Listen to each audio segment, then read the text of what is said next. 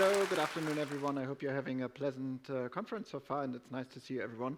I'm Moritz. I'm the CEO and co-founder of Roofline AI, and today I'm going to talk about how we can align the pretty fast innovation cycles on the software side with the always more cautious and a little bit slower innovation cycles on the hardware side through our unified software infrastructure that we are building, and how we think this can actually propel the way we are using these systems, how we can build agentic systems as we just saw on the NXP side, and overall how we can fasten time to market with this.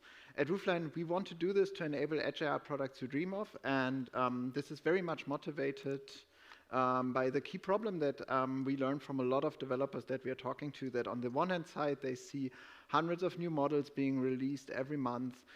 It's super fast paced in terms of the AI innovation. Models are getting smaller, so you could put them on your device and run them locally.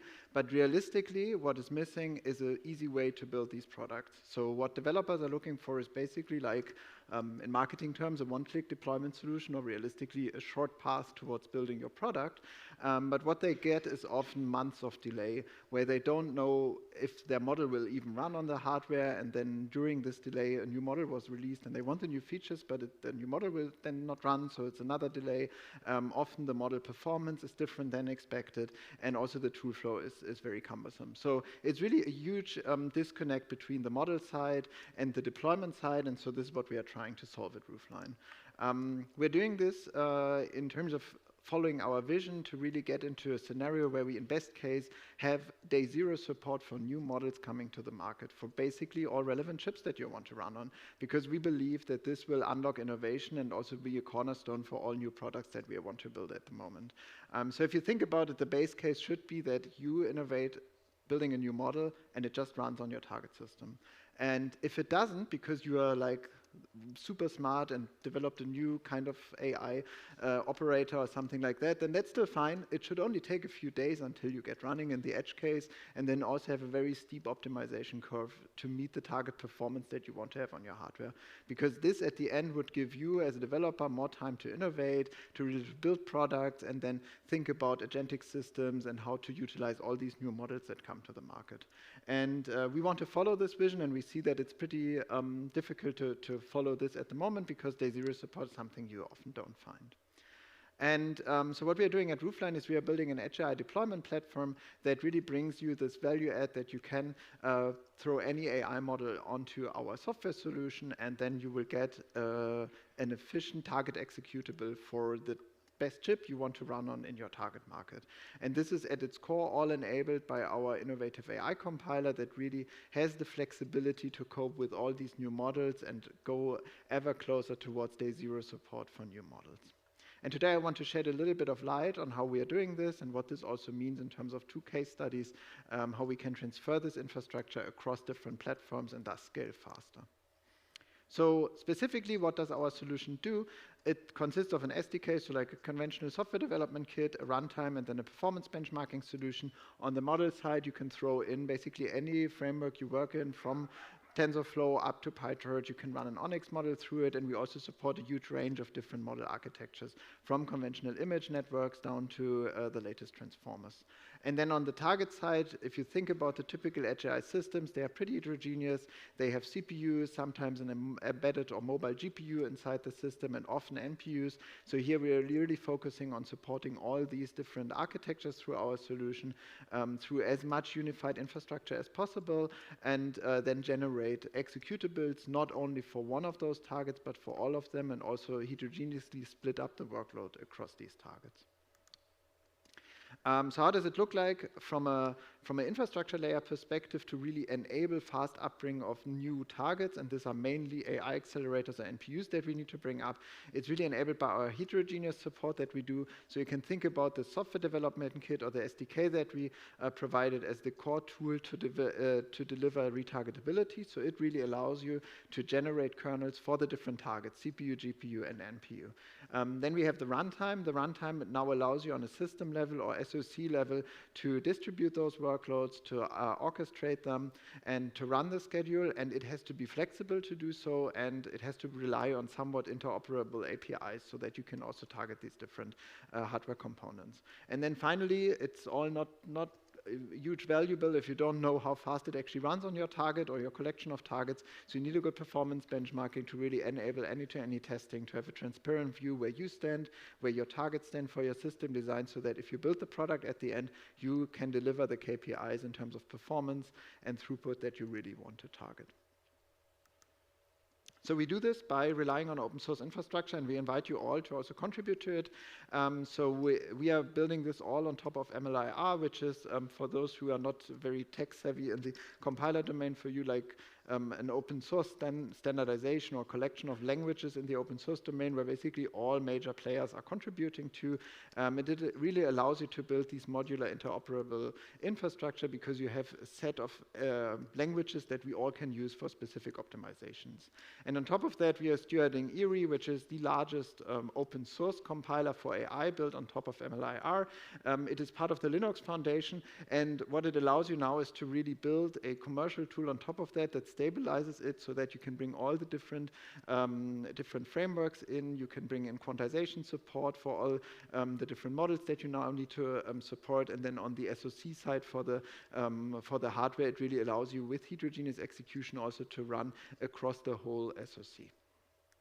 And what I wanted to bring today is really to show you how we can use this infrastructure to enable faster innovation cycle in terms of hardware upbringing. So we are not looking that much into how we can enable new models from the day zero support side today, but I want to shift the gear and really focus fully on the hardware side and showcase how this infrastructure is now scalable to bring new hardware generally into the infrastructure, but also how to transfer knowledge and technologies that we have built for one target to another. And I've brought two case studies here. One is on the AI accelerator side. So we're working with NXP on the EIQ Neutron NPU on the i.X MX95 SoC. So also the same SoC you will use in the workshop or tutorial if you go there. And then the second case study will be more on the CPU side, where we will show how we could use the infrastructure we built for ARM's scalable vector extensions also to the RISC-V ecosystem in just like a few days of development effort. So really showing you how you can use this for two very different hardware targets from the same infrastructure. And on the first case study, which is focusing on NPUs, I've brought like two generic customer case studies at the beginning, which are deliberately non-labeled. So it's just two of our customers, but the data are what we saw with them. And basically, we have two different kind of NPUs. On the one hand side, we had more like the conventional NPU that has a specific set of operators that it supports very efficiently. And the other NPU was fully programmable. You needed a full backend support. You needed to integrate it into our runtime. So a little bit more complex kind of hardware. But then also more like capable in terms of the overall execution model that you have behind it. And in both cases, we were basically able to get like to a decent support level within a few months. So in the first case, it took us a few weeks to get like matrix multiplication support. We could extend that to a few LLMs after 16 weeks, and then after 4 months, we actually now have full LLM enablement and extending that to get further performance optimization. And in the other case, it was more around different layers that we needed to support. We went then into the direction of ResNet after 14 weeks. So also again have like the first small set of models enabled. And then after 5 months for this more complex NPU, we were able to run first full models on it. So a little bit smaller scope, not all LLMs, but then it's also the more capable and complex hardware. So you see we can replicate this, and we can do this because we are reusing the infrastructure that we build around NPU 1 for NPU 2 and vice versa to a certain degree. And on top of that, what we can also utilize is the infrastructure that we have built for CPU and GPU to augment the execution model for your NPU. So if you think about it, if you have, for instance, an NPU that only supports a certain set of operations or kernels, then we can partition the workload and put everything else on the CPU, and then you directly are again in this mode that you can rapidly innovate, you can get new models onto the platform, and yes, some parts will run on the CPU, and I know it's probably not the best performance you could get, but it's a performance that you get, and you can build a product from that from day one. So here I'm showing the compiler support that we built together with NXP for the Neutron NPU. So this is an LLM case. I'm just going to run it. It's Qwen 3 with 0.6 billion parameters. We are fully utilizing this capability of heterogeneous execution here, where we are running the model on CPU if it's needed, and everything that we can run through the Neutron NPU, we are running through a specific backend. So it's really showcasing you how we can use a lot of the infrastructure we built for the CPU side to enable larger models on the NPU side. So if you now throw a new LLM at it, it should still work, right? So that's the value proposition that we are bringing. And yeah, actually it does. So within just 3 engineering days of one of our AI application engineers, and not like a compiler dude, but just somebody from the AI application team, we were able to run the newest liquid AI models on the same NPU. So this is like LFM 2.5 with 350 million parameters, so smaller model that also has more competitive performance because of that, running on the IMX95 board. And this really shows you how you can reuse the infrastructure to get into this mode of rapidly innovating, getting new models running, and then extending the support of your NPU, both in terms of the operators, but also in terms of the performance afterwards.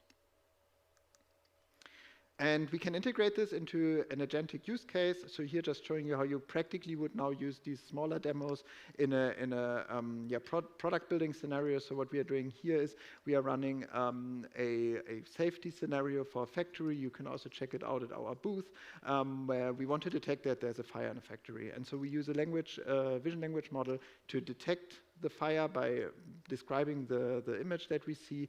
So that's running now. And then we use Qwen3 here as a coding agent to reason about what there is and basically generate a message about this. So here's like a code message where we are alerting the factory about the fire. So that's like a very basic agentic use case. And with our tools, you can now start to build your product faster, because you can first exchange the models, but you can also exchange where they run. Should they run on CPU plus NPU? Should they run on the GPU? So that really might depend on your target use case. And what we show at our booth is like a Jupyter notebook file. You can go through it and you can see how you can easily select different models. You can select different targets for the models, and you can just run it on your target system and then get the kind of product design that you're looking for in terms of the performance KPIs and in terms of the usability. So for instance, in this case, we are replacing small VLM with an older, a little bit more specialized model to get a nice 7x speed up, but the key message here is really around, you can just change the models. You can download a model from Hugging Face, throw it through our compiler, and it will run on your target system and also on different components of your target system. And so, yeah, that's also something we show on our booth, where you can now select how many cores, for instance, you want to use from the CPU. If you want to load it on the GPU or on the NPU, just run it on the CPU. So really a very flexible way of running different agents on your system and then tailoring it towards your use case. And yeah, then you can run it and basically free up resources, for instance, for the CPU, and get similar performance with less cores, which is also something that might be useful for your case where you, for instance, have other applications running on your system in parallel. So that was the case study number 1. And then on the second case study, I wanted to focus a little bit more on the CPU side. And we have seen tremendous effort in terms of vector extensions recently in the space. So one innovation was from ARM called scalable vector extensions. So the idea is that you move away from the pretty rigid structure of having fixed length vector extension in your CPU, but you can basically build different flavors of your ARM CPU with different vector lengths for other use cases. So I think one of the key ideas was also, if you want to move the same CPU from an edge application into the data center, then you want to have a wider vector length to support a different set of operations. And so the same kind of idea and flavor of a vector extension is also found. You can also find this in the RISC-V space, where it's called RVV. So, but basically the same idea, that you can have integer multiples of your base vector length as scalable vector lengths. And we worked together with ARM and partnered with them to build the first end-to-end enablement of ARM SVE last year, and showed this at the LLVM conference in the Valley last year. And this year we also wanted to extend this to RISC-V. And I think it's a really nice case study because it shows how fast you can now iterate in terms of also hardware if you have a base infrastructure like ours and you just want to bring in a new target that is structurally similar to a target you already have. So basically, if you think about this open source ecosystem we are working in, it gives you this full end-to-end flow. So you have modes for the model import. You have then optimizations on the graph heuristics. You can then bring the different kernels, place them on the targets. And if you think about what did we need to do to enable ARM SVE, we basically just had to go into the codegen part and adopt the data tiling. So how do we tile data for the different vector sizes, and then do clever loop unrolling and tiling and fusion of these, and then finally vectorize the output. So basically think about it, you do everything's the same for all the different targets, but you really just have to think think about how do I materialize my vectors, how do I materialize my loops so that they fit to the given vector length. And this is all open source. You can use our tools. I can also give you like the specific commits for that. That's in production use for the SVE tools. And basically, we wanted to migrate this also to RISC-V, and it was just doing the same again. So we could just use 80% of what we did for ARM SVE also for RVV. Basically, it's changing the backend and just get going and running. And the nice part is that this is also giving you decent performance. So this is not just like we can show you a generic solution that is pretty generic but slow. No, we can actually do this at good performance. And this is what I wanted to show today with two specific performance data for you. So first on the ARM SVE side, so that being said, much more mature target for us. So here we are comparing ARM SVE with our solution versus execute torch using Clyde AI in the background. And then you can see that we are comparing for different, like just a sweep of LLMs essentially.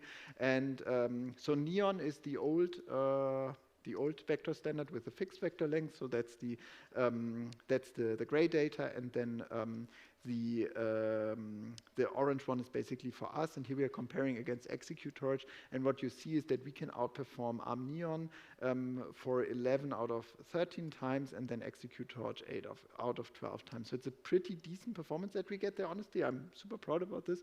Outperforming Clyde AI is something that's huge for us, and on top of that, it's a generic solution. And we could reuse that for RISC-V, and that's what I'm going to show here. So the performance comparison is a little bit like the engineers will kill me now for this because it's just like comparing non-vectorized code against vectorized code. So don't think that the performance improvement is something we did in that regard. It's really just to show you that it runs, right? So this took like less than a week of our engineer taking the ARM SVE solution, plugging in a new backend, do a little bit of performance optimization, and then running it on a Milk V SoC, which we had lying around. And then for 5 models, we were out of the box. We could run and get a super nice speed up in comparison to like non-vectorized code. So it's like really showing you the capability of our infrastructure in terms of upbring time of hardware, that you can bring in a new target very efficiently and very fast. Yeah, and this all goes into the 5 key value adds that we bring to our customers with this infrastructure. It's really about increasing the adoption of specific products that you are building, as well as accelerating the time to market through full SoC support, broad model coverage, very good performance, and then integrating this all in a stability, or integrating it in your tools in a stable way so that you can also leverage all the open source ecosystems around our technologies. Thank you for your attention, and I'm happy to take questions.